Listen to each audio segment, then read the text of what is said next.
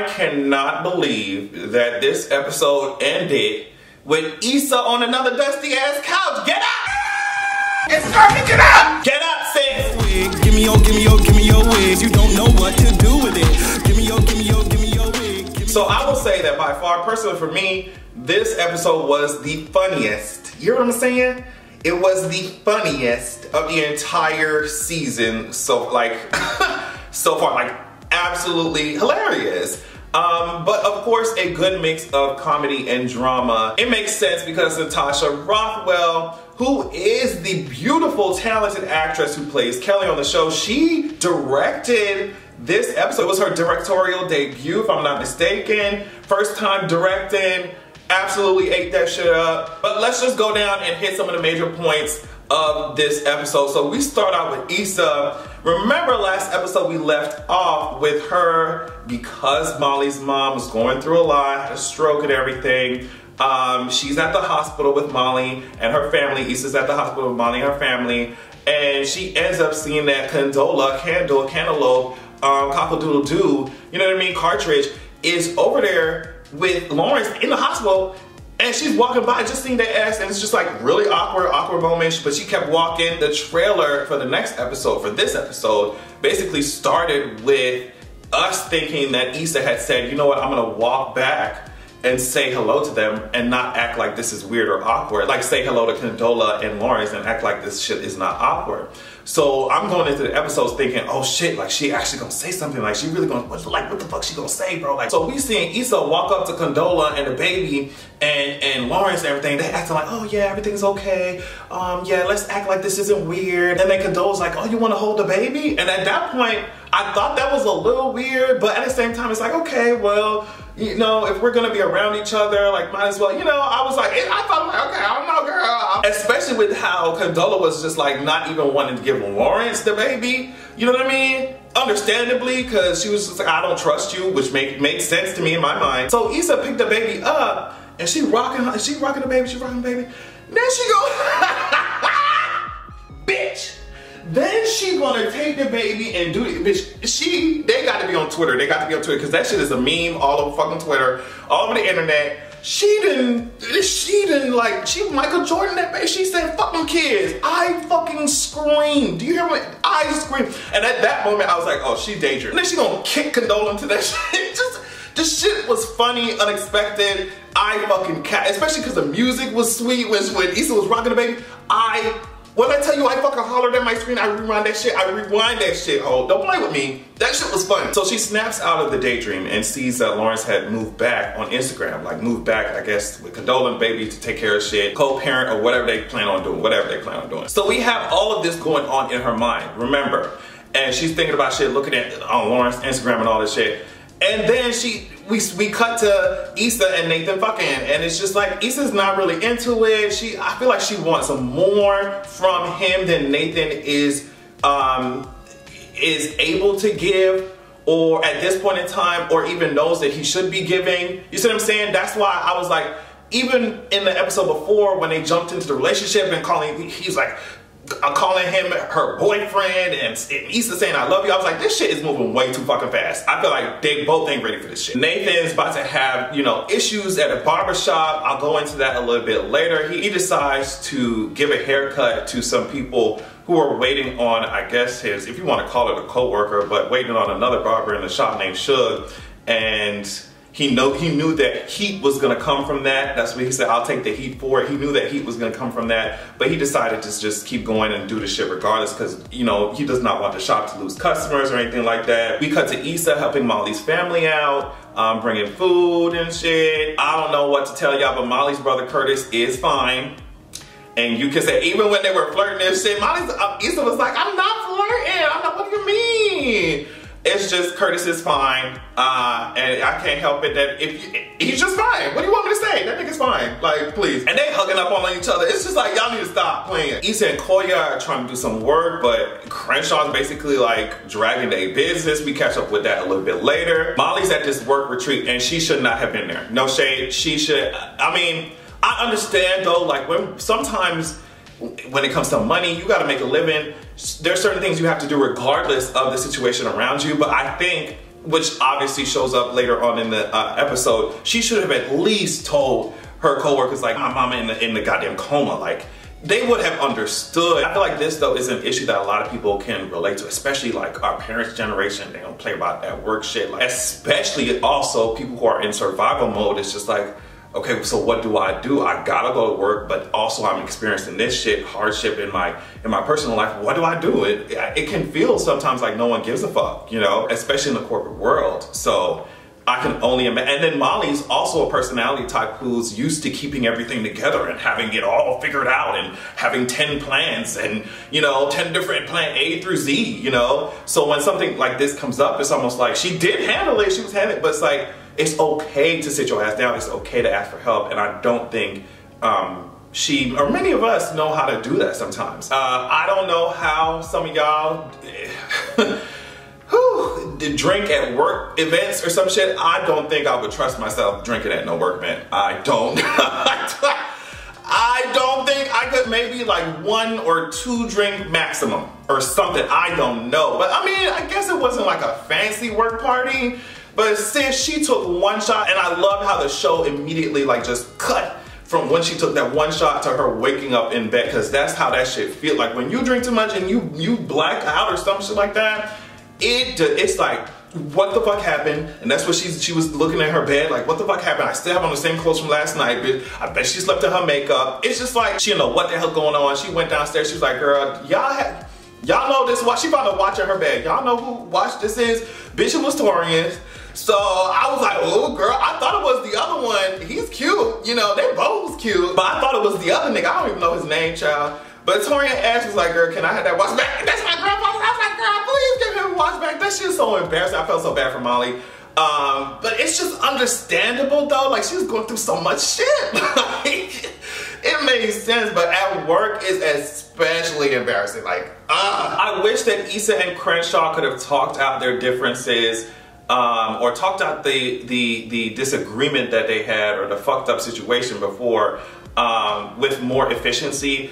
I don't know if Issa is doing a good enough job at explaining what happened in that whole situation. I feel like the donors or whatever the hell did not want certain part. This is from what I remember. Hopefully I'm not wrong, but some donors or whatever for the show did not want certain parts of Crenshaw's little thing, Crenshaw's like performance or whatever. They didn't want certain parts, so they decided to cut it, but he brought the shit anyway. And I understand his feeling of like, you should have had my back, but also it's like, there's certain things that you have to compromise on in order to get the show going in the first place. So I feel like, but also Crenshaw, I think Crenshaw was right where he was like, you cared about your bag more than more than my art. And I feel like in some ways he's right about that, because when you're feeling inadequate or insecure about certain things or about where your life is headed, she's already talking about, I can't juggle, lift, and the block at the same time. So you almost have like a laser focused tunnel vision toward a goal that you have set. And I feel like that's the type of shit that Issa was on. Yes, she does care about the community. Yes, she does. But I think she was definitely focused 100%, as you know, normal human beings are. But I think she was like especially focused on proving herself to herself and maybe to her friends around her, whatever. And Crenshaw picked up on that. But I think the way that they both handled it, they could have done better. But Crenshaw, I don't know, he could have been more understanding. I think that Issa could have been more understanding as well. I think she could have done a better job at explaining what happened. I don't know, but it's just not looking good on that front. So work was really shitty for her. Work was really shitty for Nathan as well, because Suge came in there and just called him all kinds of fucked up and crazy and bipolar, called Nathan switch your soft ass, you know. It was just, Suge is absolutely a mess, because if you have clients or whatever the hell, you need to bring your ass, you need to be on time, and stop acting like these other people are crazy for wanting you to do your job and be on time and take care of your clients. Like, I think Suge was doing way too much, and a lot of people were just like, why didn't Nathan respond? Nathan a bitch ass nigga. It's just like, what do you even say to a nigga like that? You can't say shit. Suge is not going to respond to any kind of logic or reason. If I had the choice to get rid of that nigga, I would. You know what I mean? If I owned the shop or whatever, I would get rid, regardless of business or whatever. We're just gonna have to find a way to make it up, because you can't have somebody like that working on the team. Everybody else seems to understand how things have to work and mesh in order for the barbershop to run, and he just like, well bitch, I got clients, I got all these famous niggas coming in, and using that as a reason to not do shit efficiently or effectively or be punctual, or at least let your clients know you're gonna be late, you know what I mean? I feel like that's pathetic. So I don't think Nathan did anything wrong, but it was a shitty day at work for Nathan too. So we cut back to Molly. She still hasn't told anyone, and she still hasn't told any of her colleagues what she's dealing with. And they have to do a presentation, her and Tori, and like she butchers it. Like she really butchers, she fucks it up, she fucks it up. Tori really has to carry the entire presentation by himself, and he makes a joke about that, like his back hurting after the presentation from carrying the entire thing. But he's like, but that's not who you are usually. Like you be on top of your shit essentially. So like, what's really going on? Like, what's the problem? And Molly finally comes clean and says, look, like my mom is still in a coma. She had a stroke. And Tori's like, what? Well, like, you're going through all that shit. My bad. I'm sorry. He also shares with her, because they have never gotten personal before like this. He also shares with her that his brother, a couple months back, I guess, was going through like cancer treatments or something like that. So I feel like they're seeing eye to eye more than they ever have before. But Molly finally knows that she is supported. Like he says, whatever you need, like I got you. He said work can't matter more than life. And I think that is so true. But I just wish that we actually lived in a society that made that something easy to make possible, you know? And after Issa gets dragged by Condola in another daydream, Molly's mom ended up waking up. Of course, she's relieved. And Torian drops by the hotel room, and I thought something was gonna happen.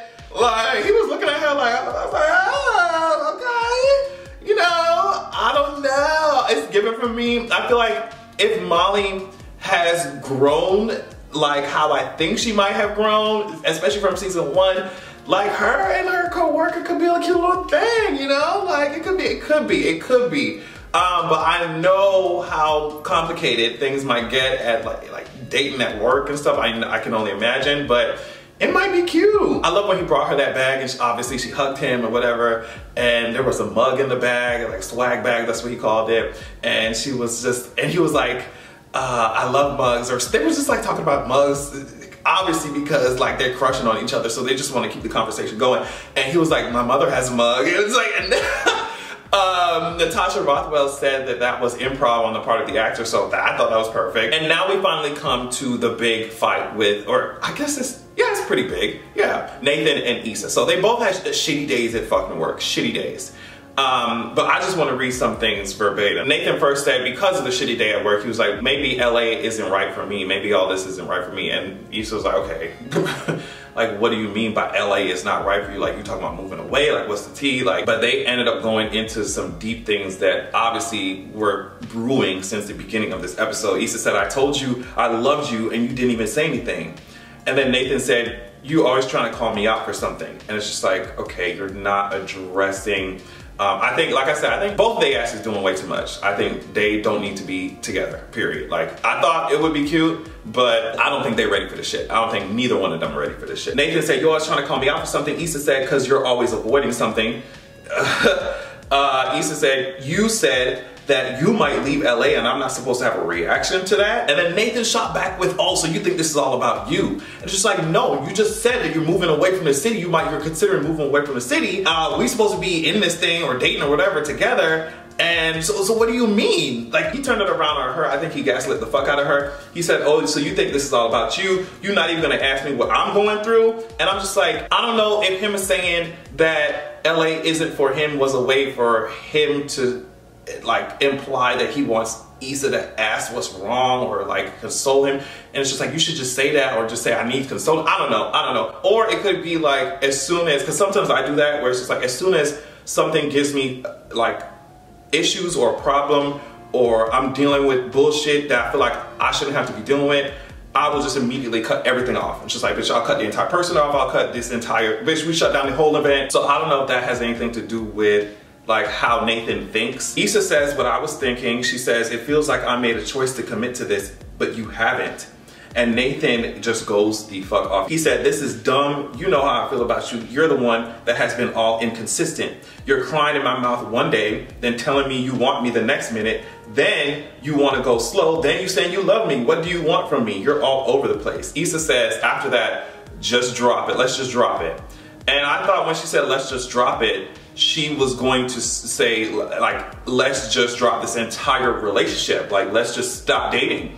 But she said, "Let's just drop it." Took her ass to the kitchen, got the food, and sat down on that fucking, on that couch next to his ass. I was like, this is the start. This is how toxic shit starts.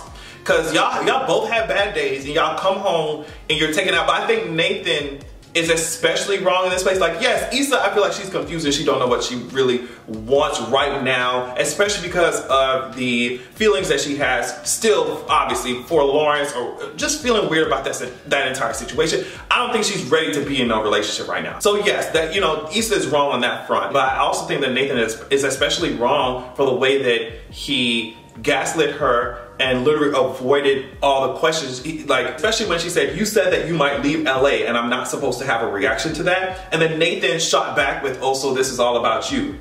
And it's just like, no, that's not what I said. You literally are saying that you're going to relocate. You're thinking about that. And it's just, what do you mean? Nathan has to do a better job at handling that stuff if he wants the relationship to work properly, you know? But also, this is one of the reasons why I'm so hesitant to even talk about dating for myself or dating or anything like that. It's just, I know how my head works sometimes. And Nathan has made it clear that he battles with certain mental issues as well. So him being reminded of that shit when Suge said, "This crazy motherfucker, this bipolar motherfucker who had a shitty day at work," then y'all arguing. So now it's almost like his defense mechanism was like gaslight, turn it around on her, gaslight, and shut that shit down. I don't want to hear it. And that's like, I have to, at least for me, I have to make sure that I don't even want to date like that. I really don't. But if I did, I would have to make sure that I have mastered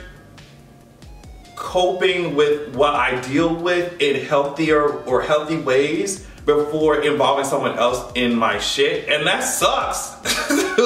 But it is what it is, you know? So I wonder how they're gonna maneuver through this. And by them, I mean like the showrunners, the show. Like, I wonder how they're gonna take this. But as far as Issa and Nathan being together, or even, I don't think that they should have even ever started fucking dating or calling each other boyfriend and girlfriend or whatever the fuck they be talking about. Like, they should not have even started this shit.